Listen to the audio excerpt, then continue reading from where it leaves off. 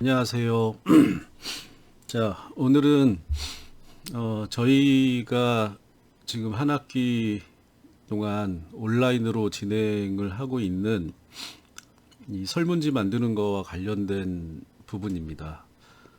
설문조사라고 하는 거를 그러니까 구체적으로 질문지 작성을 어떻게 해야 되는지 요거에 관련된 얘기니까 이제 설문지가 그 응답문까지 만들었고 그다음에 이제 질문 문항을 만드는 것만 나왔잖아요. 그래서 일단 그렇게 하면 내용과 관련된 부분은 여러분들이 이제 대충 다 하는 거고 다음 주에는 여기 이제 조사 방법의 다른 면접이나 뭐 실험이나 이런 거와 관련된 거를 하기 전에 여태까지 설문지 만드는 거를 실습을 온라인으로 쭉 해왔는데 아무래도 온라인으로 하다 보니까 여러 가지 측면에서 여러분들이 좀 쫓아오기 힘든 측면이 있을 것 같아요. 그래서 설문지 만드는 거를 총괄해서 한번 다시 이론적인 내용 없이 설문지를 처음부터 끝까지 어떻게 만드는지만을 가지고 한번 설명을 드리도록 할게요. 그래서 오늘은 어쨌든 내용적으로는 설문지와 관련된 이론적인 측면, 기법적인 측면은 오늘이 마지막입니다. 그래서 좀 유의해서 들어주시면 좋을 것 같아요.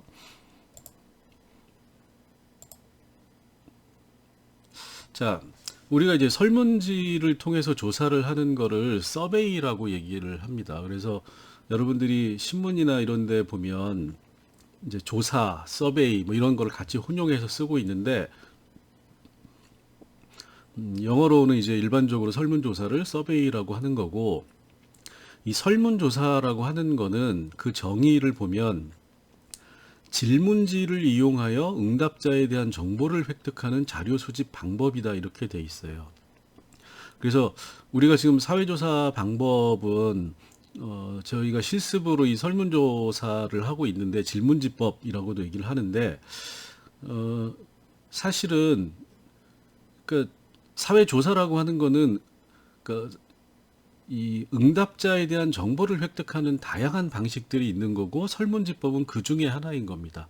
자, 그럼 설문지법이 아닌 게 뭐가 있느냐? 그러면 면접법이 있을 거고 그 다음에 실험이 있을 거고 여러 가지 방식이 있을 수가 있는 거죠. 그래서 그 설문지법이 제일 많이 쓰이기 때문에 특히 사회과학이라고 하는 거는 개인에 대한 조사가 아니라 집단에 대한 조사를 주로 하기 때문에 이제 이 설문지법이라고 설문조사라고 하는 게 많이 쓰이는 겁니다. 그래서 질문지를 이용해서 응답자에 대한 정보를 획득하는 방식이 바로 이 서베이 설문조사법이다라고 생각을 하시면 되고 자, 그런데 여러분들이 약간 헷갈릴 수가 있어요.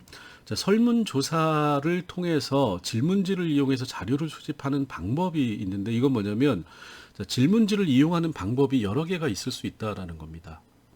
자, 우리가 여기 이제 보시면 크게 보면 질문지법과 면접법이라고 이렇게 두 개를 나눴잖아요. 요게 그 뒤에서 또 설명하게 될 면접법하고 유사한 형태인데 자, 여기 나오는 면접법은 질문지를 이용해서 정보를 획득하는 하나의 방식으로 얘기를 하는 거예요. 자, 그런데 뒤에 나오는 질적 방법으로서의 면접하고는 조금 다른 게 있습니다. 자, 우선 우리가 서베이를 많은 사람들이 뭐라고 얘기하냐면 질문지법이다라고 얘기를 해요. 그러니까 서베이 하면 조사. 근데 그거를 또 어떤 분들은 그냥 질문지법, 설문지법 뭐 이렇게 얘기를 하는데 그 이유가 뭐냐면 사실상 설문조사는 대부분 질문지법을 통해서 이루어집니다. 자, 그러면 설문조사의 자료 수집 방법에는 질문지법과 면접법이 있다. 이렇게 돼 있는데 요 두 개의 차이는 뭐냐면 질문지법이라고 하는 거는 이 질문지를 만들어서 여러 개 설문지 뭐 질문지 같은 얘기입니다. 자, 설문지 질문지를 만들어서 응답자에게 누가 기입하도록 하느냐라고 하는 겁니다. 그러니까 정보를 획득하는데 질문지법은 어, 질문을 하는 사람이 내가 아니고 설문지를 응답자에게 제공을 하고 그러면 그 설문지를 응답자가 직접 기입을 하는 방식, 이게 이제 질문지법인 겁니다.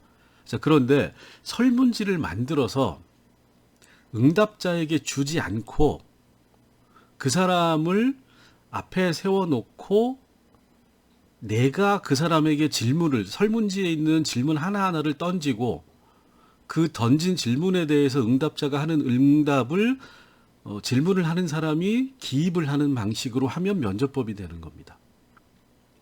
자, 그래서 면접법과 질문지법의 차이는, 질문지법은 상대방을 직접 대면해서 내가 그 사람에게 질문을 던지고 내가 기입하느냐, 아니면 그 사람이 설문지를 보고 직접 기입하느냐에 따라서 구분이 된다, 이렇게 생각을 하시면 돼요. 그런데 자, 면접법은 이 설문조사에서는 많이 쓰이진 않아요. 자, 그 이유가 뭐냐면 여러 가지 이유가 있는데, 가장 중요한 거는, 자, 아까 얘기했지만 사회조사라고 하는 거는 개인이 아니라 집단을 대상으로 하는 조사이고, 적을 때는 뭐 몇십 명에서 1, 200명 정도이지만 일상적으로 하는 대부분의 대표성 있는 사회조사는 1000명 단위를 훨씬 넘어가게 됩니다. 여러분들이 얼마 전에 총선이 있었는데, 총선에서 하는 대부분의 여론조사는 1000명 정도 내외를 기준으로 해서 실시하고 있어요. 적게 하면 한 800명, 보통 1000명, 1100명, 좀 많으면 한 3, 400명, 요 정도의 수준이죠. 자, 그러면 면접법은 이 시간과 비용이라는 측면에서 질문지법에 비해서 굉장히 단점이 많아요. 그러니까 쉽게 얘기하면 설문조사를 면접법에 기초해서 한다 그러면 조사 대상 수가 800명이든 1000명이든 1500명이든 그 사람들을 일일이 직접 조사자가 만나서 그 사람에게 설문 내용을 읽어주고 그 다음에 그 사람이 응답하는 거를 내가 체크를 해야 되는 겁니다. 시간과 비용이 많이 드는 거죠. 그렇다 보니까 면접법은 상대적으로 정확할 수는 있지만 비용과 시간의 측면에서 단점이 많기 때문에 많이 사용을 하지 않는 경향이 있어요.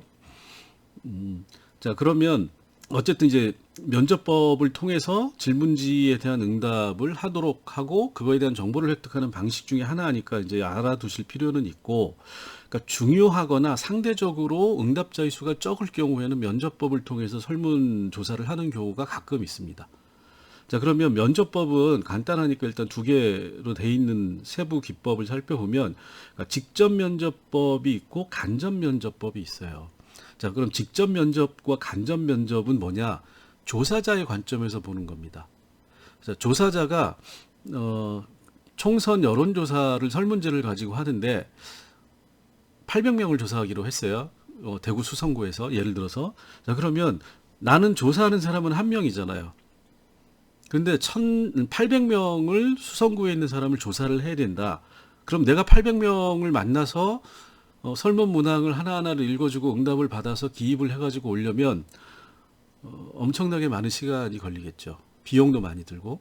자, 그러다 보니까 직접 면접은 쉽게 얘기하면 내가 직접 가가지고 조사하는 사람이 한 명 한 명을 다 만나서 설문 문항을 읽어주고 그거에 대한 응답을 받는 방식이 직접 면접법입니다. 자, 간접 면접법은 혼자는 800명을 도저히 다 못할 것 같아요. 자, 그럼 어떻게 하죠? 알바를 쓰는 겁니다. 대학원생들이나 아니면 설문조사에 경험이 있는 사람들을 데려다 놓고 나 대신에 이 사람들을 예를 들어서 800명이면 뭐 10명을 쓰면 한 사람당 80명씩 하는 거겠죠? 20명을 쓰면 한 사람당 40명. 자, 그럼 어떻게 되죠?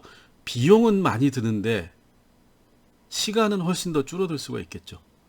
그래서 간접은 조사자가 직접 면접법을 하지 않고 중간에 다른 전문가들을 내세워서 짧은 시간 안에 많은 면접을 통한 질문지 조사를 할 수 있도록 하기 위해서 나온 방법이고, 자, 그래서 직접 면접법은 일단 비용의 문제를 떠나서 시간이 너무 많이 걸리기 때문에 잘 사용하지 않는데, 이제 간접 면접법은 중요한 문제일 경우에 응답률을 높여야 된다. 이럴 경우에는 간접면접법을 쓰는 경우가 가끔 있습니다. 근데 이 경우에도 내가 중간에 나를 대신해서 가는 사람한테 일당을 줘야 되잖아요. 그리고 그 사람들 교통비도 줘야 되고, 그 다음에 그 사람들 뭐 밥값도 줘야 될 수도 있고. 그래서 시간은 짧아지는데 비용은 훨씬 더 많이 들어간다라는 단점이 있습니다. 그래서 면접을 통한 설문지의 회수, 배포라고 하는 거는, 자, 특징이 뭐라고 그랬죠? 응답자가 기입을 하는 게 아니라 조사자가 기입을 하고, 조사자가 기입을 하기 위해서는 면접 대상자인 응답자를 만나서 직접 하나하나의 문항을 읽어주고 그거에 대한 답을 하도록 한다. 이게 이제 면접법의 특징이고, 단점은 시간과 비용이 많이 든다. 그래서 실제 현실에서는 질적 연구로서만 면접법을 주로 활용을 하고, 설문지법에 대해서는 잘 사용하지 않는 방법이다. 이렇게 이해를 하시면 될 것 같아요.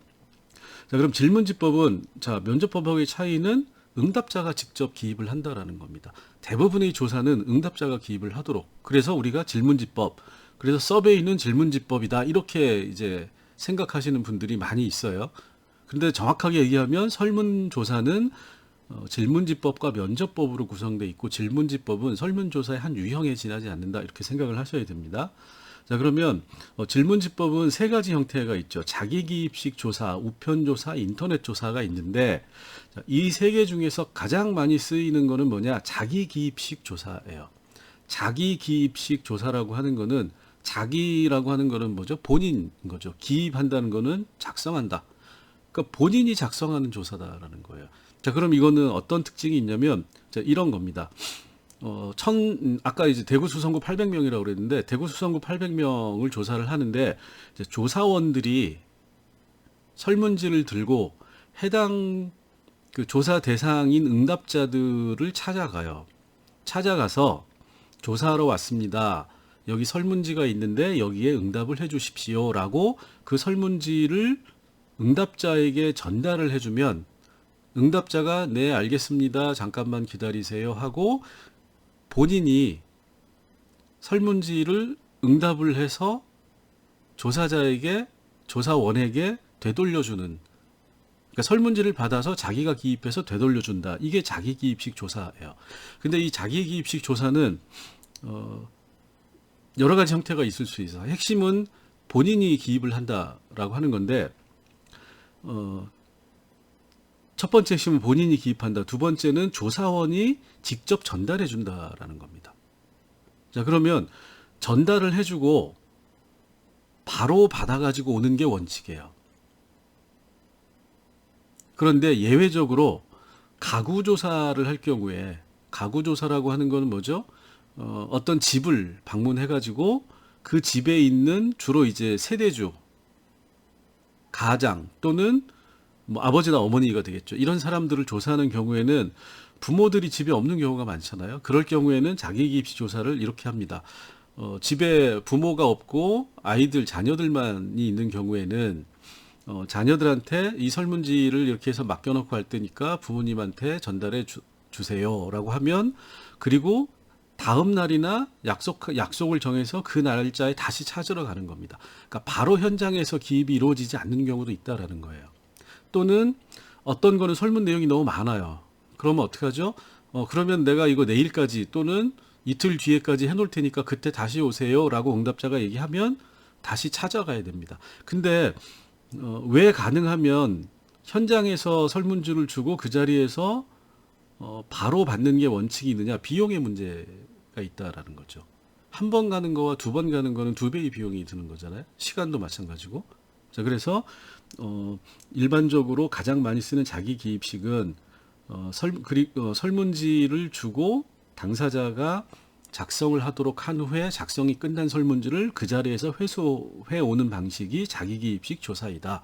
자, 이렇게 얘기를 할 수 있고, 자기기입식 조사의 장점이 또 하나가 있어요. 뭐냐면 조사원이 있는 곳에서 작성을 하기 때문에 실제로 작성하고 있는지 여부를 체크할 수 있다라는 거예요.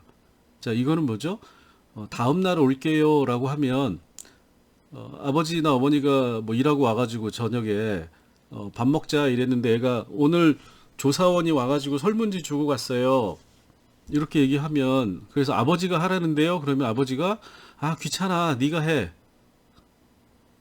애가 설문지를 작성할 수도 있다라는 거예요. 물론 이제 초등학생은 안 되겠죠. 고등학생이나 대학생이 있으면 네가 해라고 하면 당사자가 아닌 다른 사람이 기입을 하면 조사의 목적에 맞지 않게 되는 거죠. 이제 그런 거를 맡기고 다음 날 찾으러 간다. 다른 날 찾으러 간다면 체크가 불가능하죠.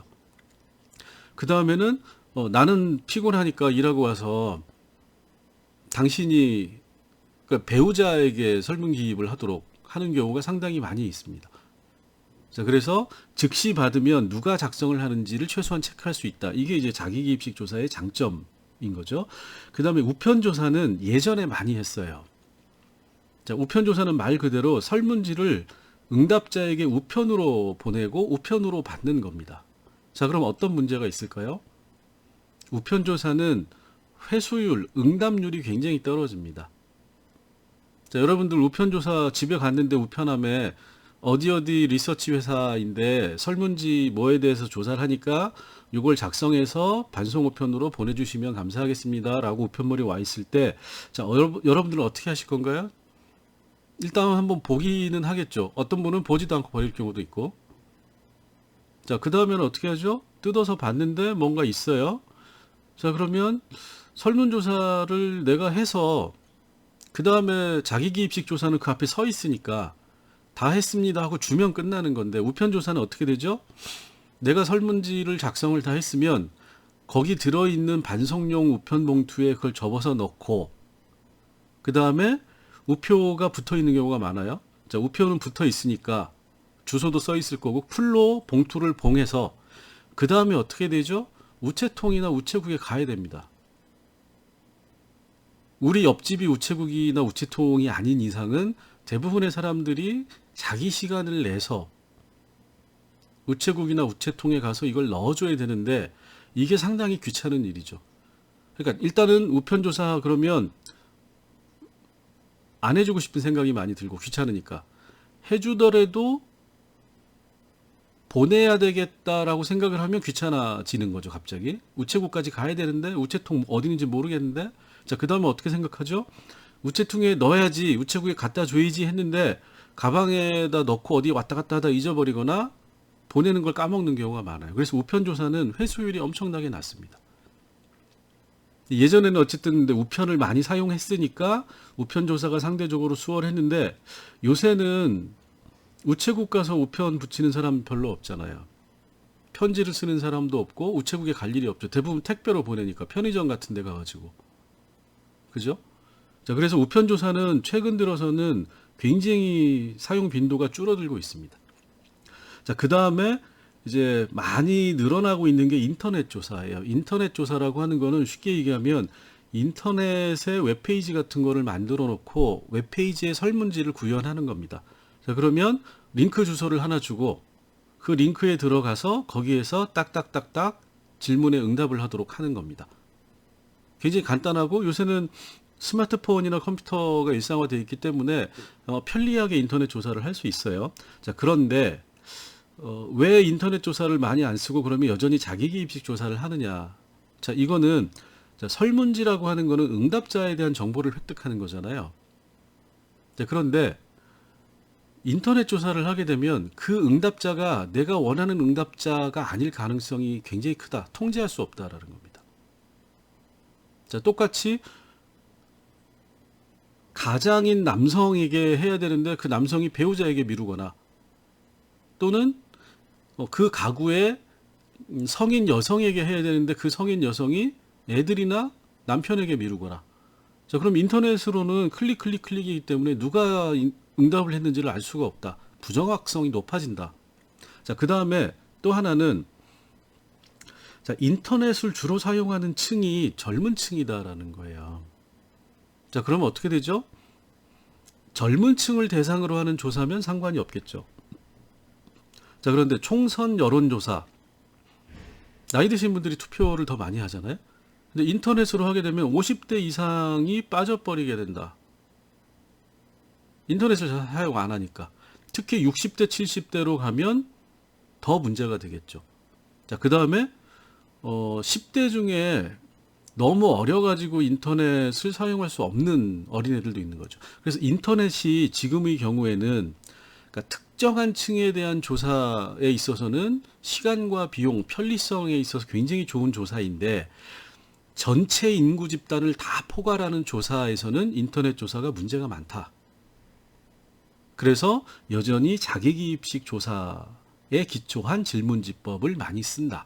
이렇게 되는 겁니다.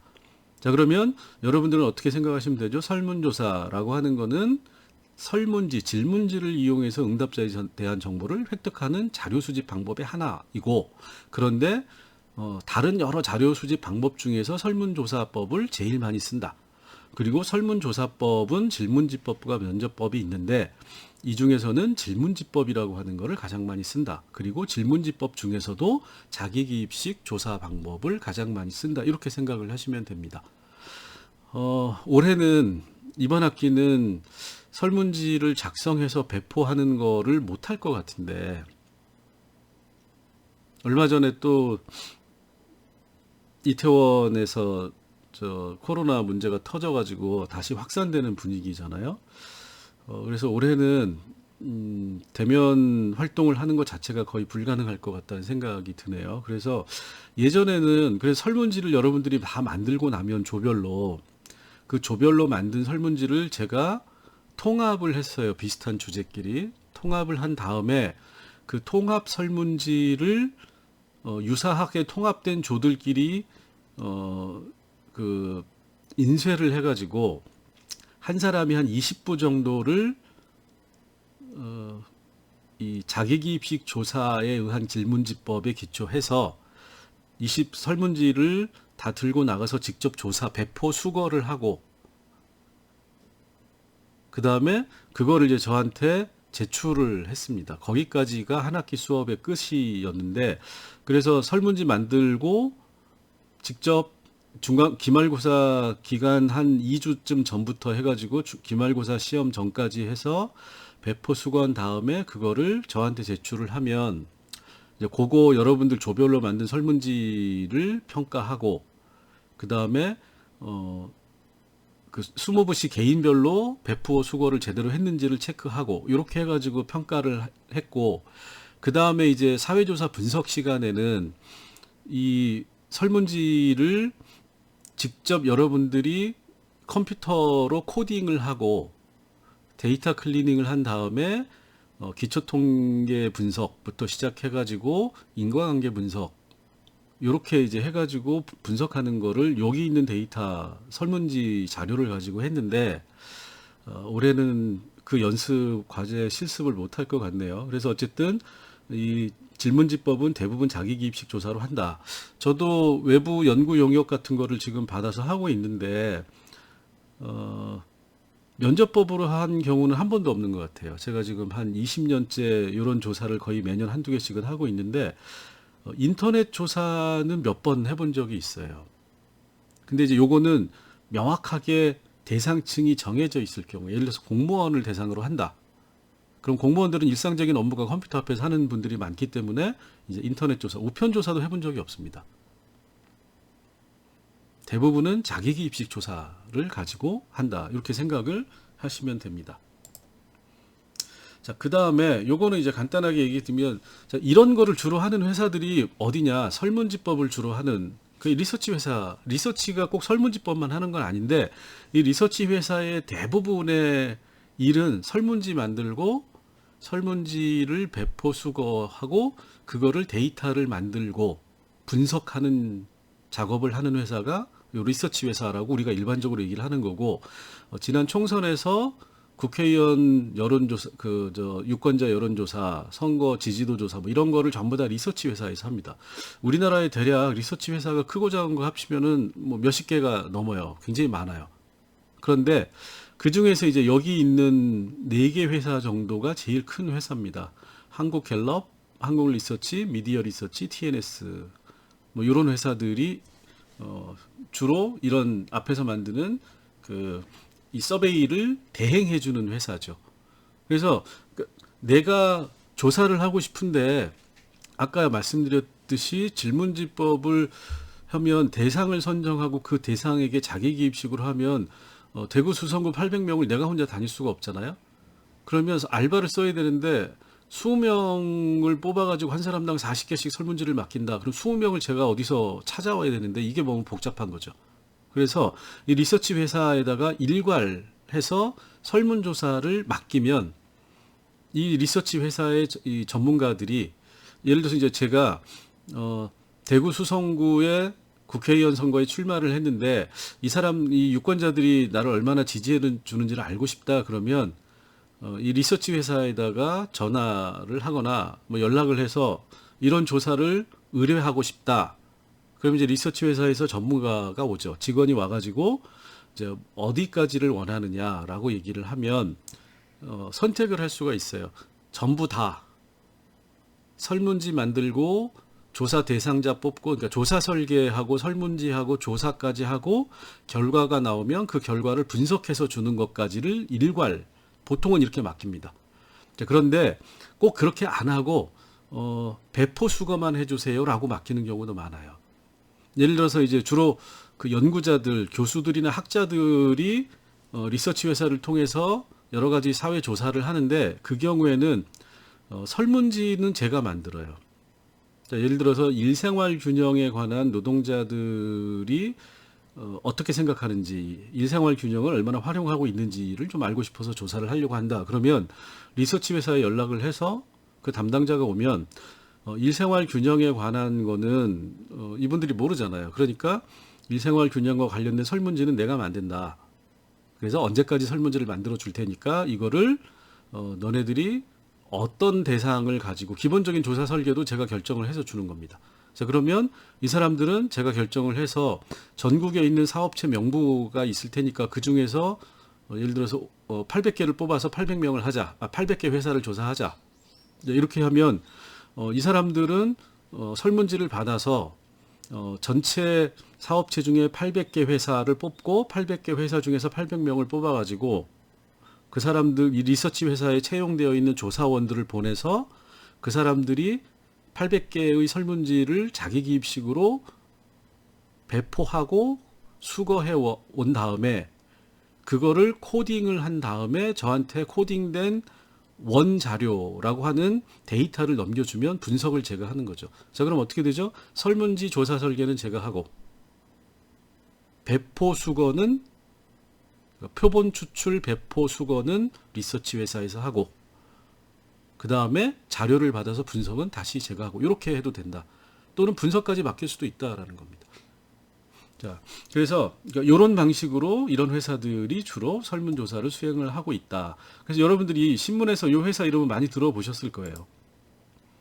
자, 그 다음에는 본격적으로 설문지, 질문지를 어떻게 만들 거냐인데 이거는 간단하게 설명을 드릴게요. 왜냐하면 여러분들이 실습 과제로 쭉 해온 내용이 다 이 내용에 기초해서 이루어진 겁니다.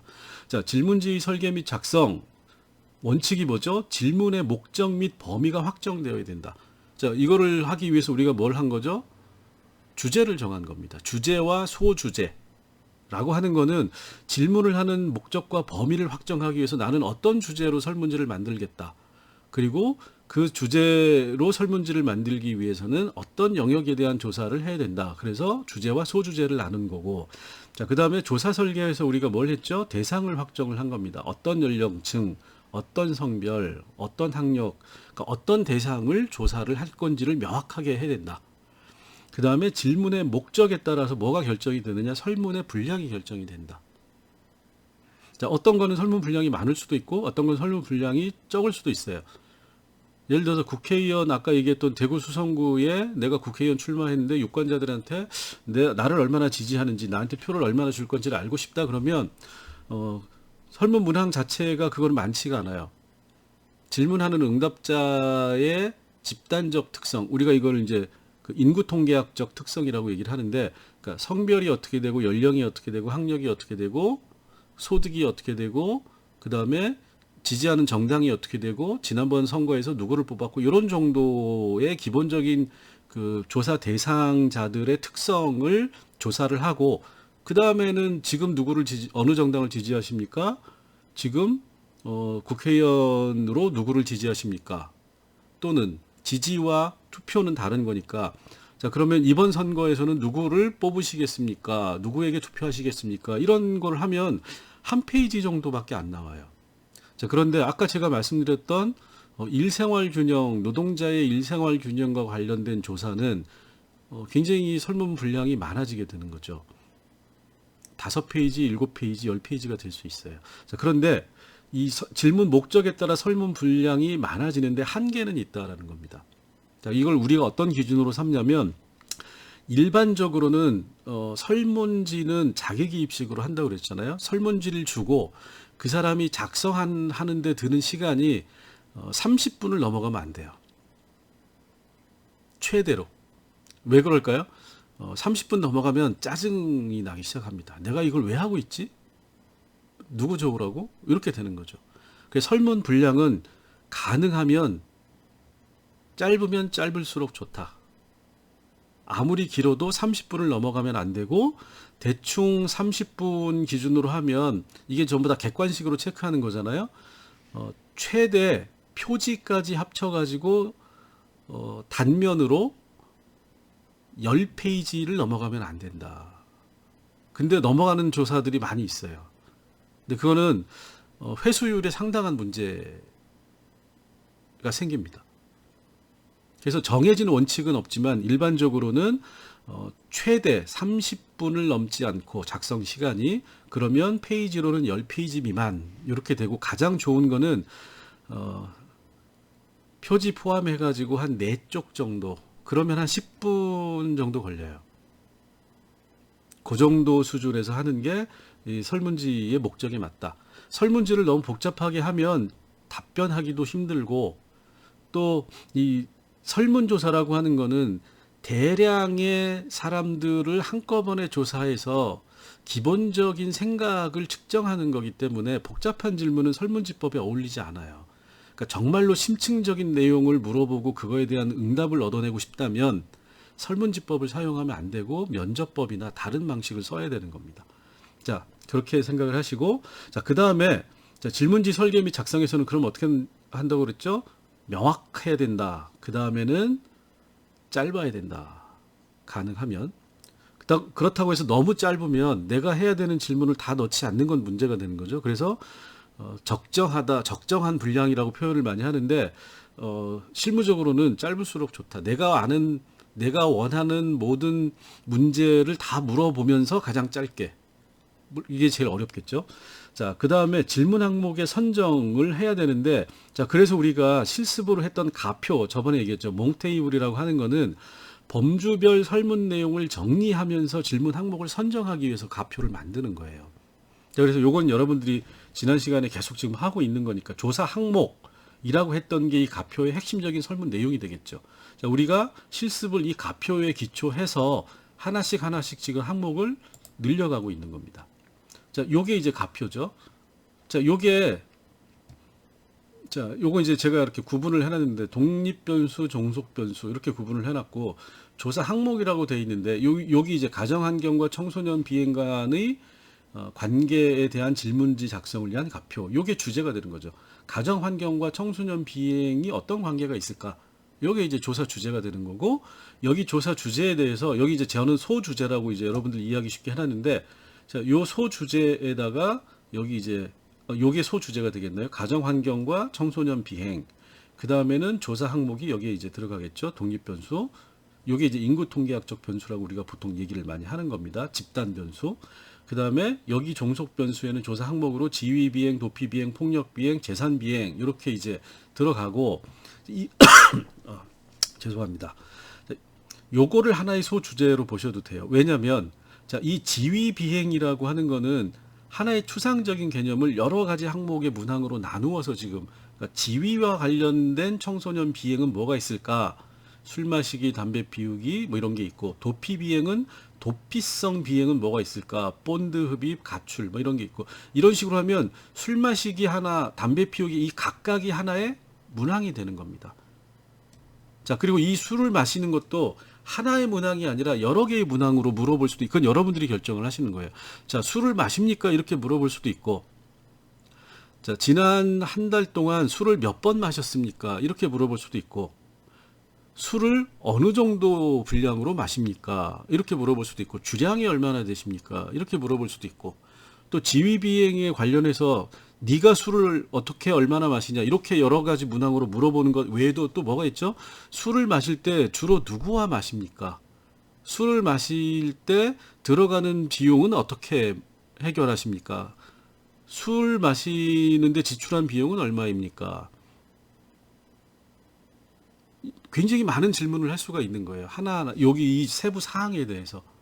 근데 기본 원칙은 가능하면 하나의 문항을 여기에 하나의 항목으로 적어놓고, 만약에 술을 얼마나 마시냐 그러면 술 마시는 횟수, 술과 관련된 비용은 술 지출 비용, 이런 식으로 해서 하나하나의 문항으로 여기다가 이제 세부 사항에 적어놓고 그거를 나중에 하나의 문항으로 바꿔주면 된다. 담배 피우기도 마찬가지겠죠. 자, 그래서 여러분들이 지금 실습 과제로 했던 게 이 기본 가표를 변형해서 여러분들이 실습하기 좋게 지금 만들어서 제가 여러분들한테 제공을 하고 있는 겁니다. 자, 그러면 여러분들이 지금 자신 생각을 해보세요. 여기 술 마시기 이렇게 했는데 이걸 하나의 문항으로 바꾸는 게 원칙이긴 하지만, 여기 이제 추상적인 술 마시기로 돼 있으니까 여기에서 여러 문항으로 뺄 수 있다라는 거예요. 그래서 설문지가 길어지게 되는 거죠. 자, 그러면 내가 술 마시기와 관련해서 알고 싶은 게 뭐냐가 중요한 거죠. 술을 마시는지 여부가 중요하다 그러면 그것만 물어보면 되는데, 이 지회비행과 관련해서는 동료 관계, 술을 어떻게 마시게 됐느냐, 누구랑 마시느냐, 어디서 마시느냐, 이런 게 중요하다 그러면 이 술 마시기 항목을 여러 가지 문항으로 잘라서 설문 문항을 만드셔야 된다. 이렇게 생각을 하시면 됩니다.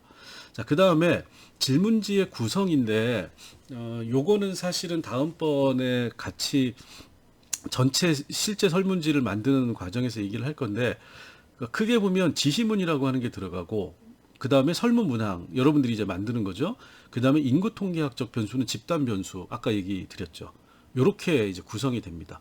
자, 그래서 지시문은 사람들에게 이 문항에 대해서 어떻게 응답을 하는지를 안내해 주는 거예요. 자, 여기 이 문항에 대해서는 항목을 잘 읽어보고 가장 가깝다고 생각되는 번호에 표시해 주시면 됩니다. 자, 다음 항목에 대해서는 이 문항을 읽고 순간적으로 머릿속에 떠오르는 이미지를 체크해 주시면 됩니다. 이런 식으로 지시를 해주는 문장을 우리가 지시문이라고 한다. 그래서 여러분들한테 제가 샘플로 제공한 설문 그 예시 샘플에 보면 이런 지시문들이 중간에 들어 있어요. 한번 찾아보시기 바랍니다. 자, 그 다음에 인구통계학적 변수는 내가 조사하는 대상의 집단 특성이 뭐냐를 여러분들이 생각해서 별도의 문항으로 빼야 된다. 근데 이거를 제가 가표에 넣어놔서 여러분들이 다 만들어 놨을 겁니다. 자, 설문 문항은 응답문만 하고 우리가 이제 아직 문항은 안 만들었죠. 이거 오늘 하는 겁니다. 자, 그러면 이 설문 문항을 만들 때 질문의 순서가, 자, 정해진 정답은 없는데 일반적인 원칙이에요. 자, 질문의 순서는 뭐냐면, 물어볼 때 여러 가지 문항을 물어보잖아요. 자, 흥미로운 질문, 이런 거가 있고, 곤란하거나 복잡한 질문이 있다. 자, 그러면 어떻게 되죠? 흥미를 유발하는 질문은 앞쪽에, 곤란하거나 복잡한 질문은 뒤쪽에. 자, 왜 이렇게 할까요? 설문지를 딱 받았는데, 예를 들어서 이제 대학생들 상대로 조사를 할 때, 자, 귀하의 지난 학기 학점은 얼마입니까? 물어보면, 열받겠죠. 물론 학점이 좋은 학생은 뭐 쓰면 되지만, 기분 나쁘잖아요. 그러면 일단 기분이 더러워지니까 설문지에 응답하기 싫어지는 겁니다. 근데 앞부분에, 뭐 예를 들어서 학교 생활과 관련된 설문조사를 한다 그러면 학교 축제와 관련된 거라든가, 그러니까 재미있는 학교 생활에 관련된 문항을 앞부분에 배치를 하면 일단 응답을 하겠죠. 그런데 학점에 대한 질문이 뒤쪽에 나와요. 근데 이미 응답을 3분의 2나 4분의 3을 다 했어요. 그러면 어떻게 되죠?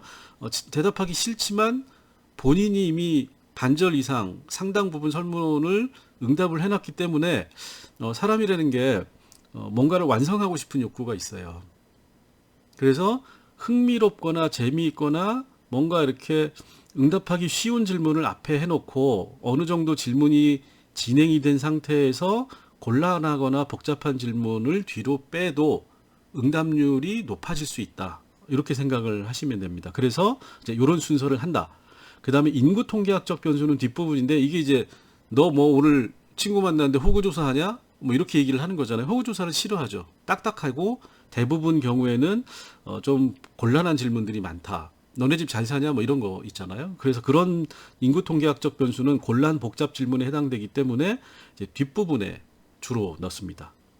뭐 안 그런 경우도 아주 예외적으로 있긴 한데 거의 이거는 대부분은 인구 통계학적 변수는 가장 마지막에 넣는다. 이렇게 돼 있고 그 예를 들어서 이 면접 조사의 경우에는 인구 통계학적 그러니까 면접법에 기초한 질문 설문 조사의 경우에는 인구 통계학적 변수를 먼저 한다. 물어본다. 질문을 던질 때. 그 이유가 있어요. 왜냐하면 대면적 관계에서 조사원과 어차피 대면적 관계이기 때문에 그 사람이 설문조사를 하겠습니다 해놓고 안 한다고 할 수는 없기 때문에 조사원과 피조사자 사이의 신뢰를 구축하기 위해서 인구통계학적 변수를 먼저 한다라는 겁니다. 예를 들어서 주거지가 어디세요? 라고 먼저 물어본다는 거죠. 주소가 어떻게 되십니까? 그러면 저 대구 수성구인데요. 그러면 저도 수성구 사는데 아니면 전에 수성구에 잠깐 살았었는데 어느 동네 사세요? 이러면 같은 동네 살았구나라고 하는 순간 뭔가 이렇게 그 공동체 이웃이라는 느낌이 들면서 응답을 훨씬 더 잘해줄 수 있기 때문에 이 면접법에 기초한 이 설문조사에서는 인구통계학적 변수를 먼저 하는 경우도 있다.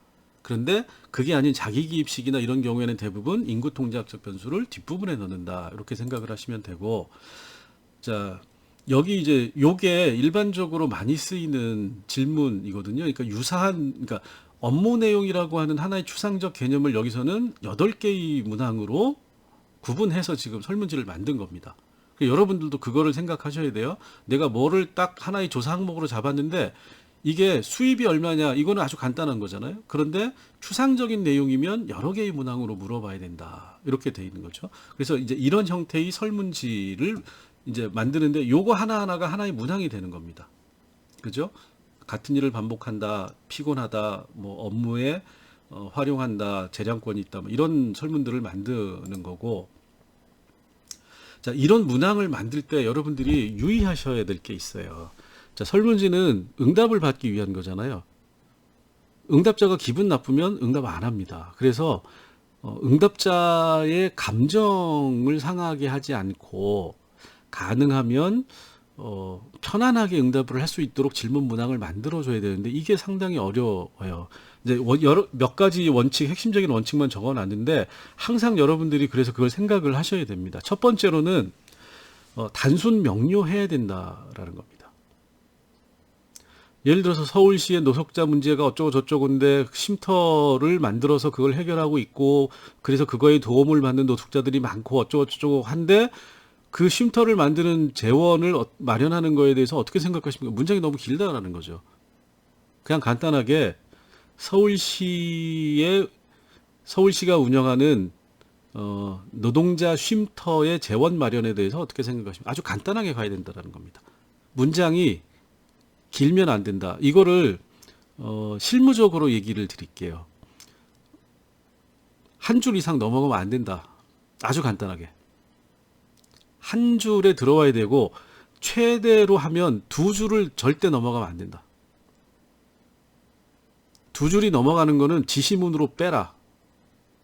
문항 자체는 한 문단이 아니죠. 한 줄. 최고 길어도 2줄을 넘어가면 안 된다. 너무 길다라는 겁니다. 자, 한 줄은 뭐 어떤 의미죠? 한눈에 보고 응답할 수 있어야 된다. 이게 원칙이다. 그 정도로 단순 명료해야 된다. 그 다음에 응답자의 특성을 반영한 방식으로 단어를 써야 된다라는 거예요.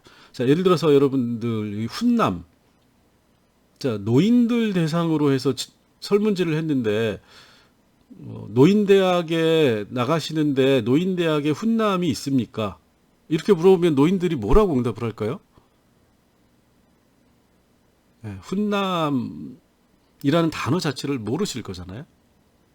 뭐 진상이라는 단어도 예전엔 몰랐는데 많이 지금 이제 쓰고 있는 거고. 자, 옹심이 뭔지 아나요?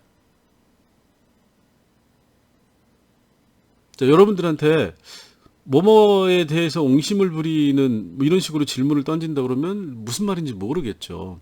옹심이라고 하는 거는 일종의 진상을 피운다는 거예요.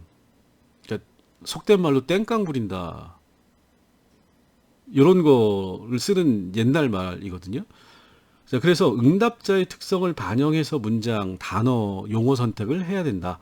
그 다음에 명확한 의미를 제시해야 된다. 이게 이제 가장 사람들이 헷갈리는, 그리고 설문지를 잘 만들고자 할 때 가장 문제가 되는 겁니다. 자, 나쁜 가정 환경이 청소년 비행에 어떤 영향을 미친다고 생각하십니까? 자, 그러면 나쁜 가정 환경이 뭔가요? 그러니까 우리가 대충 일반적으로는 상상할 수 있는데, 나쁜 가정 환경이라고 하는 거에 대해서, 자, 돈이 없는 가정 환경이 나쁜 가정 환경인가요? 아니면 부모님들이 일한다고 맨날 집을 비우는 게 나쁜 가정 환경인가요? 아니면 형제자매가 없는 게 나쁜 가정 환경인가요? 너무 추상적이라 응답하는 사람이 저마다 제각각으로 문제를 해석해서 쓴다라는 겁니다. 그렇게 하면 안 된다라는 거예요. 자, 문제 학생은 뭐죠? 담배 피우는 게 문제인가요? 아니면 공부를 못하는 게 문제인가요? 아니면 맨날 쌈질하는 게 문제인가요? 문제 학생 이렇게 추상적인 단어로 물어보면 안 되고, 문제 학생이 문제입니까? 이렇게 물어보면 다 문제라고 하겠죠. 자, 이런 거는 구체화시켜서, 아까 그래서 뭐 이런 문제 학생 이렇게 하면 여러 개의 문항으로 나눠야 된다라는 겁니다. 자, 아까 청소년 비행이 뭐죠? 지휘 비행 뭐 이렇게 나눠놨잖아요. 아까 가표에서. 자, 문제 학생에 대해서 여러분들이 어떤 거에 관심이 있는지를 생각을 해가지고, 문제 학생이라고 물어보지 말고 뭐에 대해서 어떻게 생각하느냐, 뭐에 대해서 어떤 행위를 하느냐를 물어보셔야 된다는 거죠. 담배를 피우십니까? 술을 마십니까? 싸움을 하십니까? 경찰서에 가본 적이 있습니까? 이런 식으로 구체적으로 물어봐야 된다라는 겁니다. 그 다음에 현재형을 사용한다. 우리가 조사를 하는 거는 기본적으로 지금 당신의 생각이 뭐냐, 또는 기본적으로 지금 당신이 어떤 행위를 하고 있느냐를 알고 싶어 하는 거예요. 그래서 우리가 이걸 횡단연구라고 하는 거죠. 지금의 시점. 그리고 예외적으로 물어볼 때는, 그러니까 과거의 시점이나 미래에 대해서는 시점을 따로 적어주되, 기본적으로는 현재형 시점으로 물어봐야 된다. 지금 어떻게 생각하십니까? 이렇게. 자, 중립적 표현을 써야 된다. 이것도 이제 왜 그런 거죠? 기분 나쁘니까. 외국인 노동자라고 하면 싫어하는 분들이 많죠. 그죠? 그래서 이주 노동자라고 쓰고, 이주 노동자한테 설문조사하는데 외국인 노동자다 그러면 뭐죠? 벌써 외국인 노동자, 이주 노동자를 싫어하는 그런 단체에서 조사를 하니까 나는 응답 안 해줘야 되겠다, 이렇게 생각을 하는 거죠. 자, 그 다음에 이중부정 자제라고 되어 있는데, 은근히 이런 질문들이 많아요. 자, 단순 명료함하고 같은 얘기일 수가 있는데, 뭐뭐가 아니라고 할 수 있지 않지 않습니까? 이런 식으로 하면 이게 뭘 물어보는지 알 수 없으면 응답이 거꾸로 되겠죠. 그 다음에 이건 이제 제 개인적인 원칙이기도 한데, 설문지법에는 주관식 질문은 쓰지 마라. 예를 들어서 특히 뭐뭐에 대한 개선 사항을 이 주관식 질문을 주로 어떨 때 쓰냐면, 이유를 물어볼 때 써요. 왜 그렇게 생각하십니까? 무엇에 대해서 어떻게 생각하십니까? 이유를 물어보는 거거든요.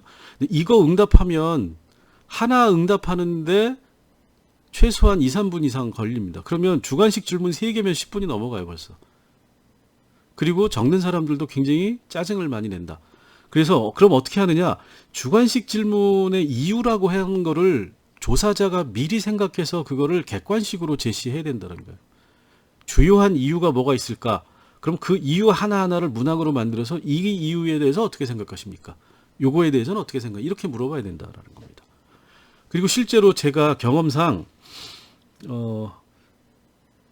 서베이의 실문 주관식을 저는 그래서 결사적으로 주관식 질문을 못 쓰게 만드는데, 같이 일을 하다 보면 꼭 주관식을 넣고 싶어 하는 분들이 있어요.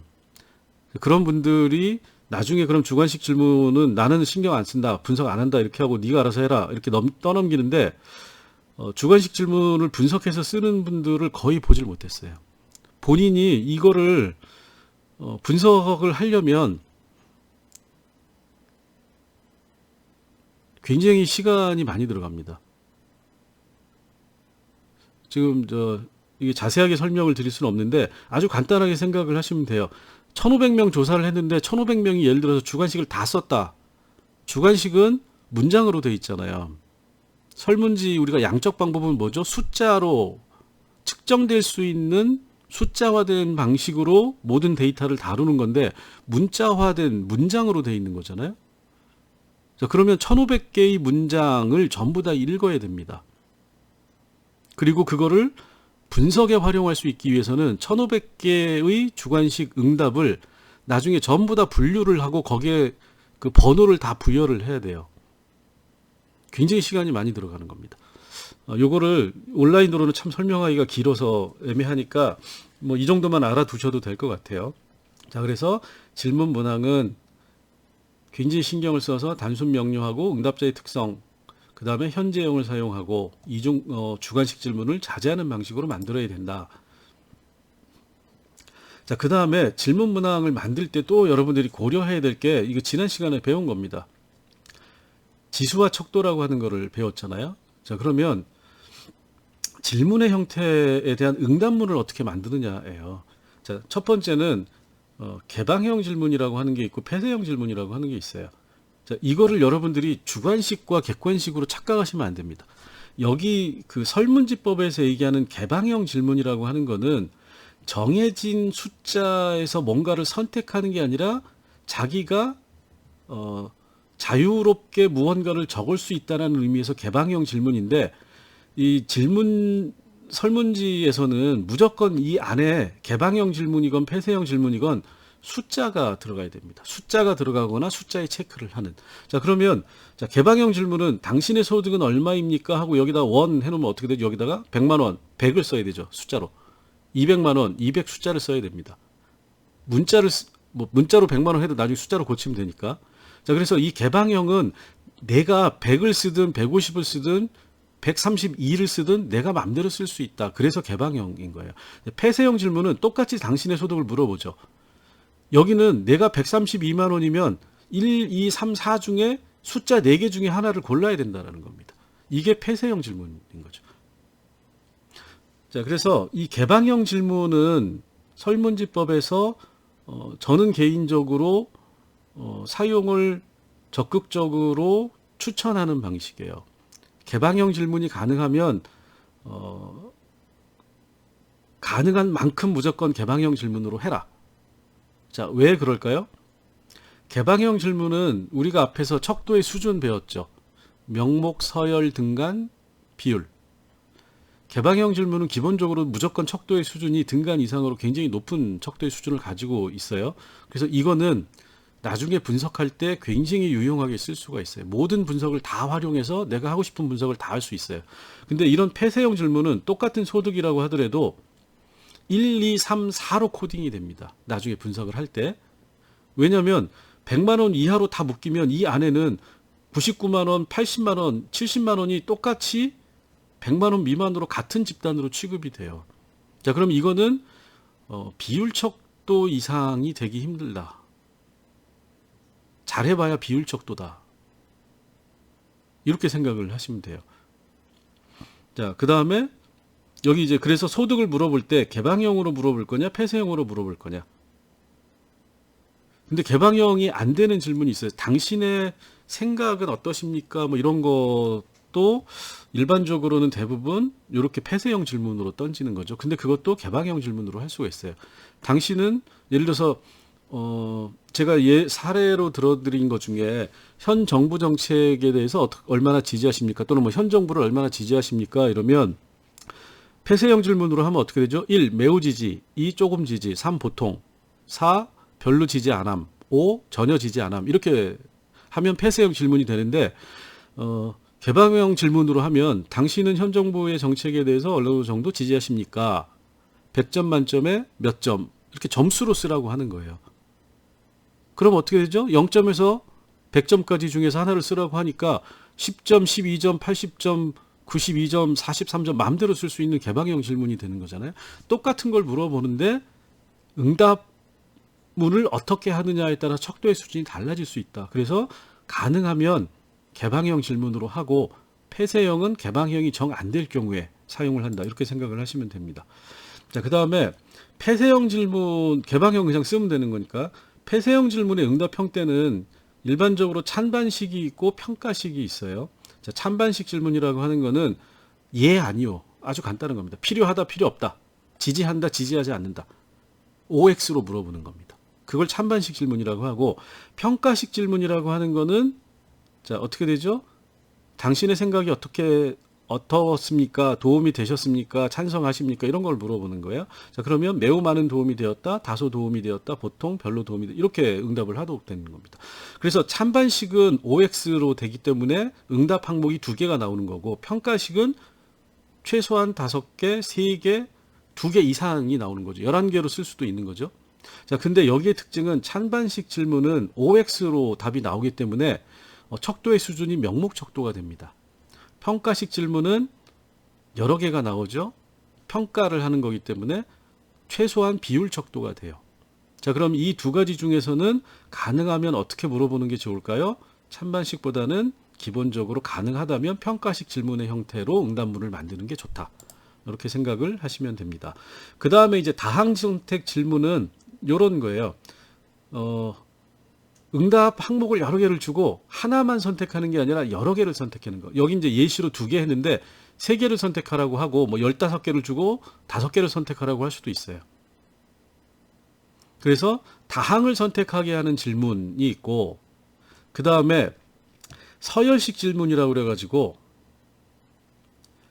여러 개를 고르는데 그 고르는 거에 중요도의 순서를 둬서 5개 중에 3개를 고르는데 심각성의 정도에 따라 순서대로 써라 그러면 3, 1, 4가 되거나 2, 1, 4, 어떤 걸 먼저 쓰느냐에 응답이 갖는 의미가 달라지는 거죠.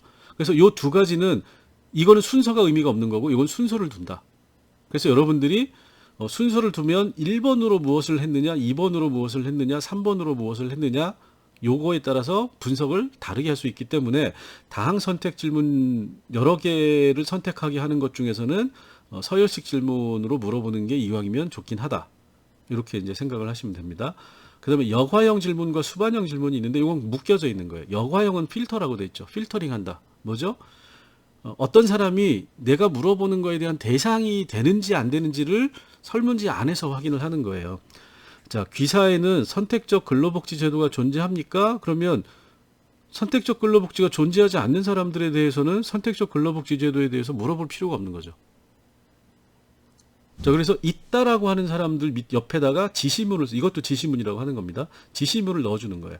자, 있다라고 하는 사람은 26번, 없다라고 하는 사람은 30번 뒤로 가라는 거죠. 그러니까 이 사람만 응답을 하라는 겁니다. 그래서 대상이 되는지 안 되는지를 확인하는 질문이 여과형 질문이고 그 여과형 질문 중에서 대상이 되는 사람에게 주어지는 문항을 우리가 수반형 질문이다. 이렇게 이제 얘기를 하고 있어요. 자, 이것도 우리가 일반적으로 많이 쓰는 거죠. 자, 복권과 관련해 가지고 예를 들어서 뭐 도박에 관련된 걸 하는데 도박의 종류가 여러 가지가 있으니까 자, 도박을 하십니까? 그럼 예 했어요. 자, 그러면 귀하는 도박의 하나로 복권을 하고 계십니까? 예 하면 어떻게 되죠? 자, 복권을 일주일에 몇 장 삽니까? 이렇게 쭉 이제 물어보면 되는 거고, 복권을 하십니까? No, 안 합니다. 그러면 어떻게 되죠? 넌 여기 질문하지 말고, 그러면은 경마로 넘어가. 이렇게 되는 거죠. 자, 응답률이라고 하는 거는, 설문지 조사에서 굉장히 중요한 거고 여론조사에서도 굉장히 중요한 건데 응답률은 내가 설문조사 대상에게 설문지를 줬는데 몇 명이나 응답을 해줬느냐라는 거예요. 자, 조사 대상을 내가 1100명이라고 1000명이라고 이제 간단하게 얘기합시다. 1000명이라고 했는데 그래서 1000명한테 설문지를 다 보냈어요. 그랬더니 100장만 응답을 했어요. 응답률은 10%밖에 안 되는 거죠. 자, 그래서 응답률은 무조건 높아야 좋다. 기본적으로. 자, 그런데 자, 그러면 응답률에 영향을 미치는 게 뭘까? 이걸 우리가 생각을 해봐야 된다라는 겁니다. 자, 그러면 가장 중요한 게 설문 표지. 이게 은근히 중요해요. 설문 표지에는 뭐가 들어가냐면 그 여러분들 예시로 드린 설문지 한번 표지를 보세요. 연구의 목적, 표본 추출, 후원 기관, 연구 결과의 유용성, 연락처, 소요 시간, 익명성 이렇게 돼 있는데 이게 무슨 얘기냐면 연구의 목적이 뭡니다. 귀하를 어떻게 우리가 선정했습니다. 두 번째 표본 추출. 그 다음에 이 연구는 누가 하는 겁니다. 그 다음에 연구 결과의 유용성은 이 연구를 여러분들이 응답해주면 이렇게 좋은데 쓰겠습니다. 그 다음에 연락처는 조사기관의 담당자 연락처. 그 다음에 소요시간. 이 응답 설문지는 응답하는데 5분쯤 걸립니다. 10분쯤 걸립니다. 30분쯤 걸립니다. 요 얘기고, 익명성은 우리는 이 데이터에서 얻은 정보를 절대 사적인 용도로 쓰지 않겠습니다. 유출하지 않겠습니다. 이렇게 얘기를 하는 겁니다. 자, 이거 왜 이럴까요? 자, 자영업자들 세금 문제가 많죠. 그래서 자영업자 매출은 잘 얘기 안 해요. 근데 자영업자 조사를 하면 물어봐야 되잖아요. 자, 그럴 때 이 설문 표지에서 그거를 해명을 하는 거예요. 이거는 순수히 조사만을 위한 거고 이걸로 너는 세금 때리고 이런 거 우린 상관없다. 그리고 후원 기관이 이거는 이렇게 공적인 거고 또는 학교고 그래서 연구 목적이 명확하다. 그리고 이걸 하면 오히려 자영업자들이 겪고 있는 어려움을 우리가 해결해 주려고 하는 거다. 네가 문제가 있으면 여기 담당자 연락처에게 연락해라. 응답해 주겠다. 자, 소요 시간은 아까 얘기했죠. 오래 걸리면 싫어하니까. 익명성은 그래서 조사에서 얻은 정보를 절대 다른 용도로 쓰지 않겠다. 이렇게 얘기를 해주면 사람들이 은근히 보고 자, 예를 들어서 어떤 개인이 조사를 한다 그러면 얘가 뭐 하는 애인지 모르는 거잖아요. 또는 자영업자 조사를 하는데 국세청에서 조사를 한다 그러면 어떻게 되죠? 이건 당연히 세금 때린다라고 생각을 하는 거죠. 그런데 예를 들어서 뭐 자영업자 전국 자영업 연합회 이런 데서 하면 아, 이 사람들이 우리를 위해서 뭔가를 하는구나라고 생각을 하면 응답률이 높아지는 거죠. 그래서 이 설문 표지를 잘 작성을 해야 된다. 그 다음에 보상 및 반송 절차라고 하는 게 있어요. 자, 설문조사는 기본적으로 응답률이 중요한데 자, 응답률을 높이려면 자, 아까 응답을 왜 안 해준다고 그랬죠? 귀찮으니까. 야, 네 필요해서 하는 건데 내가 이거 4시간 들여가지고 왜 응답을 해줘? 이렇게 얘기를 하는 거잖아요. 자, 그래서 대부분의 이 조사 회사들이 응답할 때 뭘 하냐면 제일 먼저 사은품을 먼저 줍니다. 안녕하세요. 무슨 리서치에서 나왔습니다 하면서 죄송합니다. 나왔습니다 하면서 바로 상품권이라든가 아니면 예전에는 세제 뭐 이런 거를 사은품으로 인사하면서 일단 손에다 쥐어주는 겁니다. 자, 그러면 어떻게 되죠? 일단 세제 한 통 받았어요.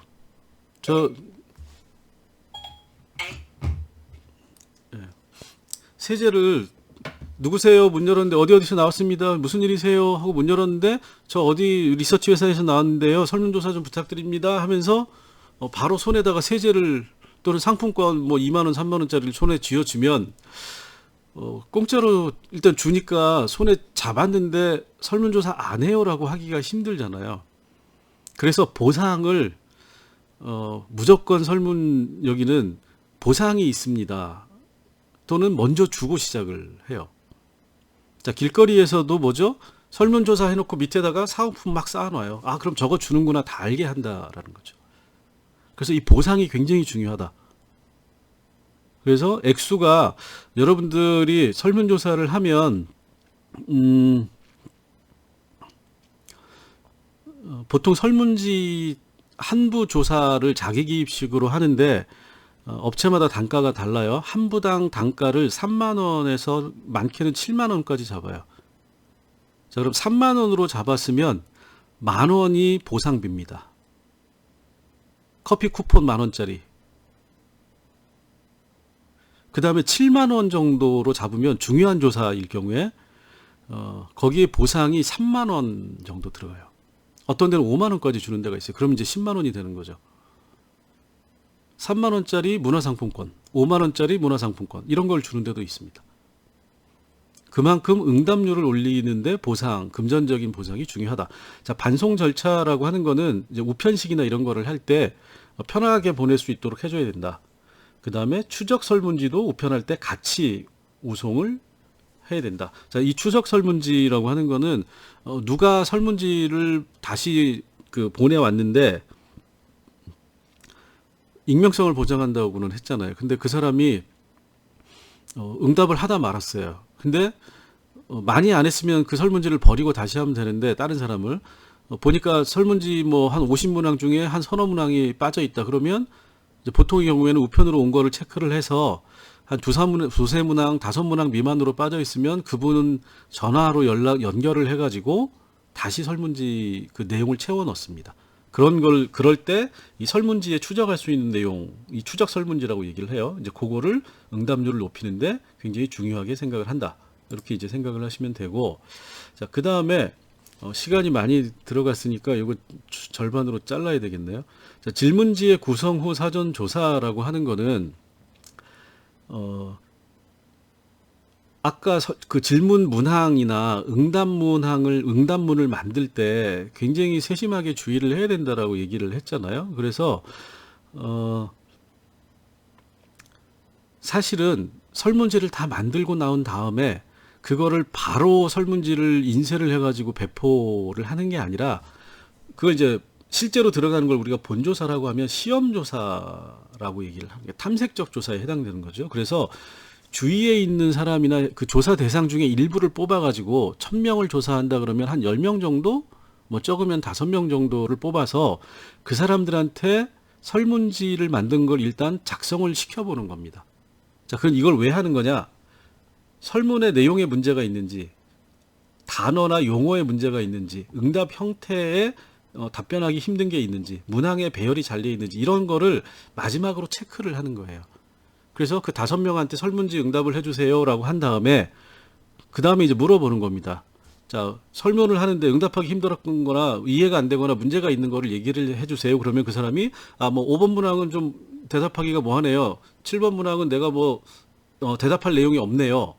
뭐 이런 식으로 쭉 얘기를 하는 거잖아요. 이게 무슨 말인지 이 단어가 무슨 뜻인가 모르겠네요. 그러면 그거를 다 5명이 하는 얘기를 체크하고 다시 검토해서 문항을 마지막으로 고치는 겁니다. 그래서 질문지가 완성된 후에 뭘 해야 되느냐? 사전 조사를 해서 설문지를 다시 한번 검토한다. 이게 이제 중요한 거고. 자, 그러면 설문지를 다 만들었어요. 다 만든 다음에는 자료 수집 방법이 아까 앞에서 살짝 했던 거죠. 자, 질문지법, 면접법, 이제 여기 질문지법이 있는데 여러 가지 질문지를 전달하는 방식을 면접법까지 해가지고 다 한꺼번에 이제 넣은 거예요.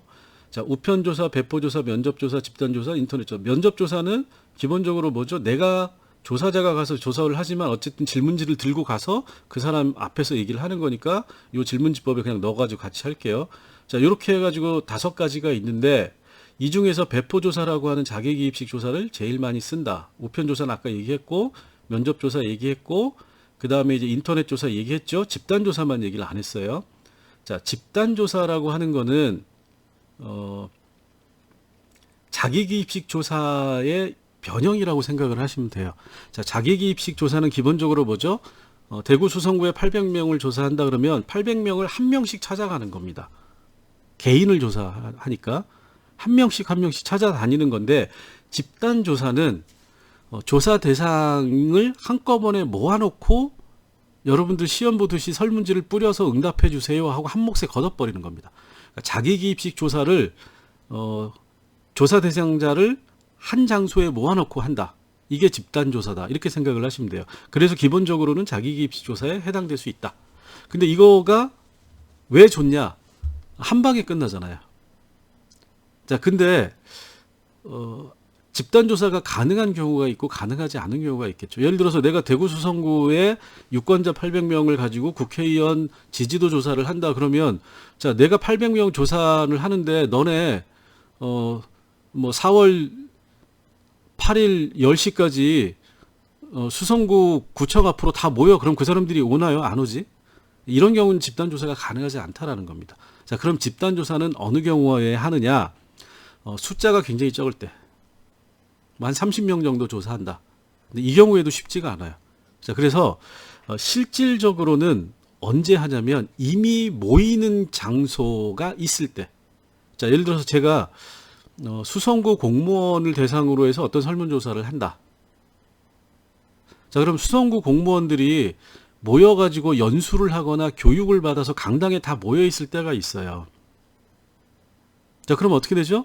미리 사전에 수성구청에 연락을 해서 이러이러한 조사를 하니까 너네 교육 시간에 조사를 좀 하면 안 되겠습니까? 그러면 그쪽에서 오케이. 그러면 이 사람들 교육 장소와 시간을 안 다음에 뭐 4월 10일 날 수성구청 2층의 대강당에서 전체 뭐 무슨 교육이 있습니다. 뭐 성희롱 예방 교육이 있습니다. 무슨 노동법 교육이 있습니다. 이러면 그때 설문지 가지고 가가지고 200개, 300개 다 뿌리는 겁니다. 자, 그럼 집단조사, 한꺼번에 조사를 하니까 집단조사가 돼요. 다 뿌리고, 자, 나가실 때 설문지 작성한 거는 뒤에 서 있는 저한테 주시면 됩니다. 이렇게 하면 교육받는 동안 쉬는 시간에 자기들이 작성해서 나중에 다 주고 가는 거죠. 자, 또는, 시마다 사회복지기관에 종사하는 사람들을 대상으로 하는 교육이 있어요. 그래서, 뭐, 예를 들어서 체육관이나 아니면 무슨 예술의 전당이나 이런 데 모아가지고 관련 종사자들 교육이 있어요. 자, 어차피 교육으로 때로 모이는 거죠. 그럴 때 설문지를 들고 가서 한꺼번에 때리고 한꺼번에 배포하고 한꺼번에 수거한다. 자, 그럼 이건 어떻게 되죠? 시간과 비용을 엄청나게 줄일 수 있는 거죠. 다만 이렇게 이미 집단적인 어떤 모임이 있는 경우에는 집단 조사가 가능하지만 그렇지 않은 경우에 별도로 모으는 것은 쉽지 않다. 이렇게 생각을 하시면 됩니다.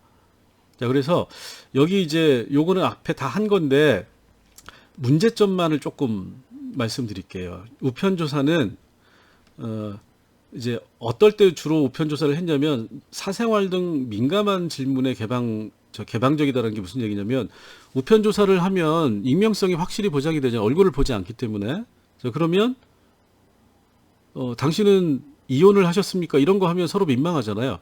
근데 우편조사에서는 민망할 이유가 없다. 그러니까 응답을 잘 해준다. 그러니까 비용이 덜 든다. 우편 요금이 별로 안 들죠. 그냥 보내고 반송우표하고 상품권 한 장 넣어주면 되는 거니까. 자, 그런데 당연히 우편조사니까 뭐죠? 주소지가 없는 경우에 또는 주소지가 달라지는 경우에 특히 이제 지금 문제가 되죠. 여러분들 같은 경우에도 주소지는 울산인데 지금은 뭐 울산에 있겠죠. 근데 만약에 학기 중이면 어디 와 있죠? 대구에 와 있는 거잖아요. 나는 직장이 서울인데 주중에는 공공기관 다니니까 대구에 와 있거나 아니면 울산에 가 있어요. 주소지하고 그 사람이 실제 사는 데하고 맞지 않는 경우가 많다. 그 다음에 글자를 모르는 사람들은 조사가 안 된다. 그 다음에 아까 얘기했지만 응답자의 통제가 불가능하다. 누가 응답하는지 부인이 하는지 애가 하는지 알 수 없다. 그 다음에 우편으로 할 수 있는 거는 복잡한 조사하면 답장 안 해버린다. 그래서 응답률이 낮은 게 문제다. 이렇게 이제 생각을 하시면 되고, 자, 질문지 유형의 이제 배포조사 및 면접조사 두 번째 거죠.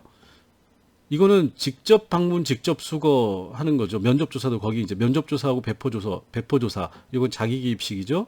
면접조사는 조사자가 질문지를 읽어주는 방식이니까 응답률이 높은데 문제가 뭐냐?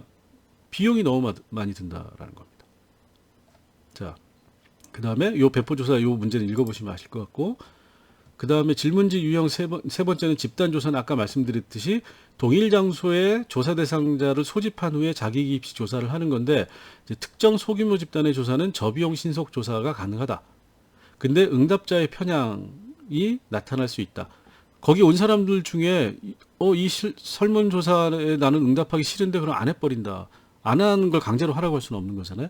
그러면 내가 응답자를 선정하는 게 아니고 워낙에 오기로 돼 있는 사람들이 주로 응답을 하기 때문에 응답을 하는 거는 협조적인 응답자만 응답을 하게 되면 설문조사에 대해서 그 주제에 대해서 다른 생각을 가지고 있는 사람들은 응답을 안 하면 전체 생각을 알 수 없게 될 수 있다. 이게 이제 문제가 된다라는 겁니다.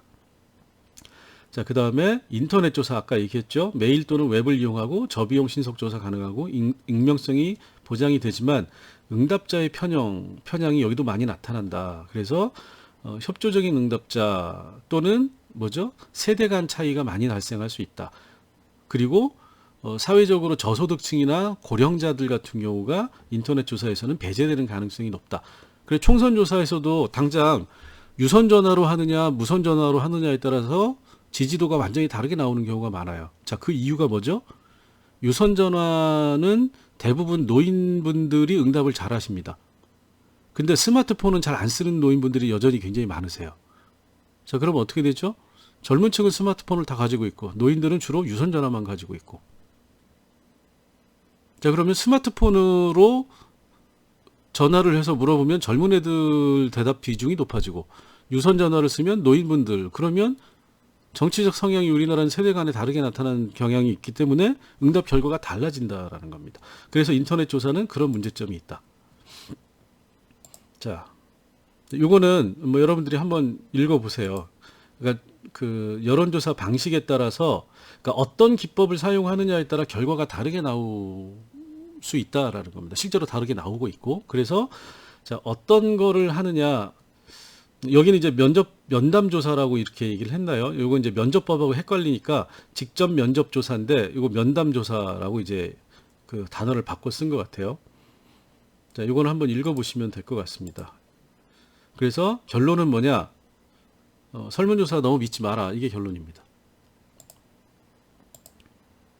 자, 여기까지를 했고, 이렇게 보기가 그러네요. 자, 이번 주는 과제를 별도로 드리지 않을게요. 드리지 않고 그냥 그 쉬어가는 타임으로 하겠습니다. 왜냐하면 지금 그 중간고사 기간에 수업한 거를 과제를 한 주 뒤로 더 밀어넣는데 한 주에 2개 과제, 이번 주까지 그 과제를 제출하는 거잖아요. 근데 이제 과제를 한 주에 2개를 제출하면 여러분들이 너무 좀 피곤해지실 것 같아서 이번 주는 과제를 하지 않고 대신에 다음 주에 전체 설문지 만드는 전체 과정을 다시 한번 쭉 제가 보여드리고 이론적인 내용 없이, 그리고 나서 마지막에 설문지 만드는 그 과제를 다음 주에 묶어가지고 하도록 하겠습니다. 오늘 요거 지금 시간이 1시간을 훌쩍 넘어갔는데 뭐 어쩔 수 없네요. 이거 끊어서 하기도 애매하니까 일단 그냥 1시간 넘은 거 그대로 하도록 하겠습니다. 자, 오늘 수고하셨습니다. 여기까지 할게요. 그리고 과제를 제출하지 않기 때문에 요거는 기본적으로 그냥 다 출석한 걸로 나중에 제가 다 체크를 해드리도록 할게요. 자, 오늘 여기까지 하겠습니다.